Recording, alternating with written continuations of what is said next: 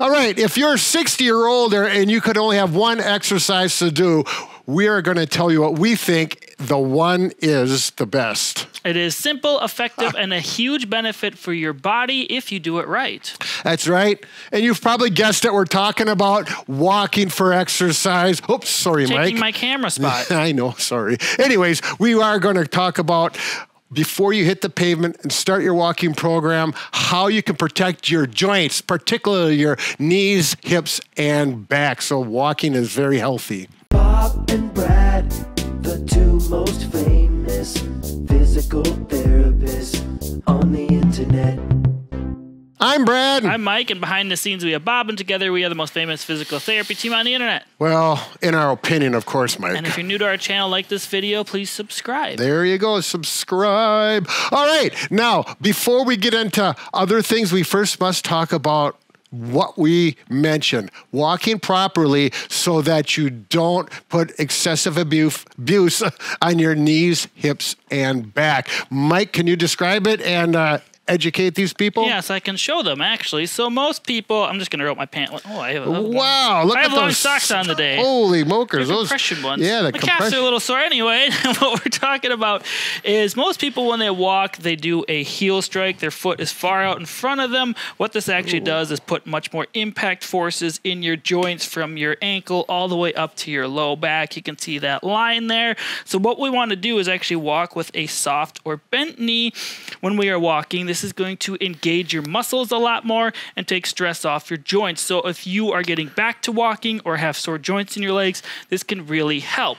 Now, to test this out in your house, we suggest going barefoot or in slippers, because most shoes have an elevated heel nowadays, which will make you automatically want to heel strike. So try it first barefoot in your house.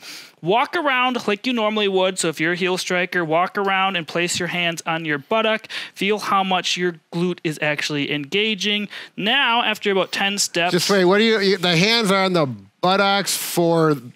palpating to feel if your glute max is engaging. And so feel how much it is actually activating. These butt muscles. Yeah. Yeah, okay. So after you walk around about 10 feet, go the exact opposite if you're able to, and go on your tiptoes. Now you should feel your glutes or your buttock engaging much more, which is what we want when we are walking. However, most people are not going to walk around like this, like ballerinas all day long.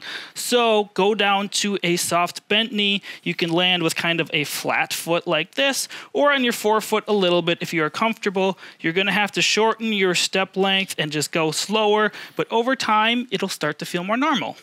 Yeah, we've had people with knee pain or hip pain, and we ask them to change their walking like this, and right here in this room, actually, and they immediately say, oh, that feels better on the sore joint.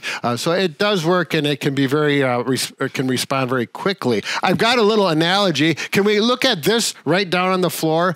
When the heel strike comes with a straight leg, and I'm using the Booyah stick as a representation of my leg and joints, you can see there's a lot of impact. Now, if there's a little bend, and I put a little bend in the Booyah stick, see, there's flexing, and it's not such a impact, boom, boom, or woo.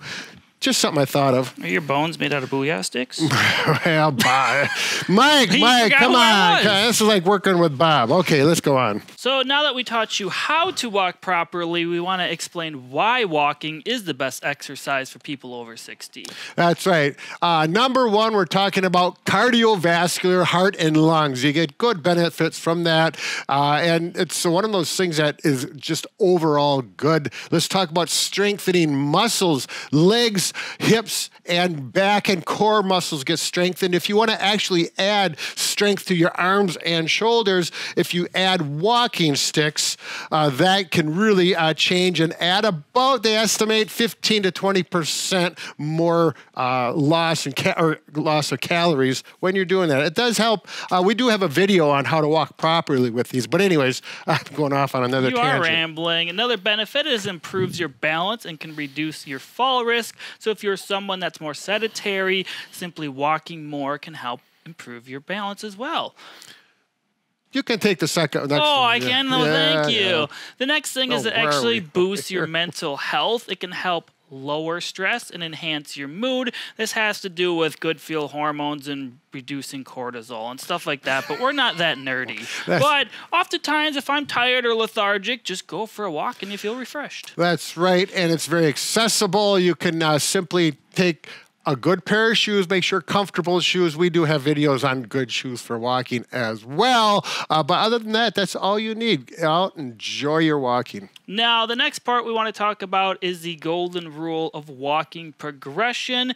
And the big thing is, if you're new to walking, only increase your distance by 20% each week. So you may have to do some math because we're not so great at that. But basically, if you walk 1 block the first week, just go a block and roughly a quarter the next week. If you're walking a mile, maybe just go a mile and a quarter. Slowly progress to what you feel comfortable with. Obviously, you're not going to go 20% every week or you're going to hit 100 miles before you know it. So just take it easy, build it up slowly. If you're already an avid walker, you kind of already know what to do. But you also want to look at how intense your walking speed is. That's right. I think your first goal would be get up to about a 20-minute walk and stay there for a while, and then you'll get a good feel for how your body responds by walking. The old thing of too much too soon is where people get into problems with, oh, this isn't for me because everything is sore the next day or two. And the most important thing is just stay consistent, make a achievable goal. Maybe it's only 3 days a week I can go for a good walk. That's fine. Just stay consistent with it. That way, if you need days off in between, that's fine. If you want to walk every day, it's perfectly healthy and safe to do. There you go. So remember, practice the walking properly as we went at the beginning. You're not going to be able to walk like that immediately. That takes time. Carry on. It's going to be very healthy, and we do healthy. I'm off today. A little bit. You finish up, If you want to check out more videos on exercising and strengthening for people over 50, you can click the video link on the screen. When you turn 50, exercises, you better start now. What a title, huh? It's actually 5 exercises. You forgot the 5. But anyway, we're digressing. Oh, yeah. Goodbye. Can't see anymore. Bob and Brad, the 2 most famous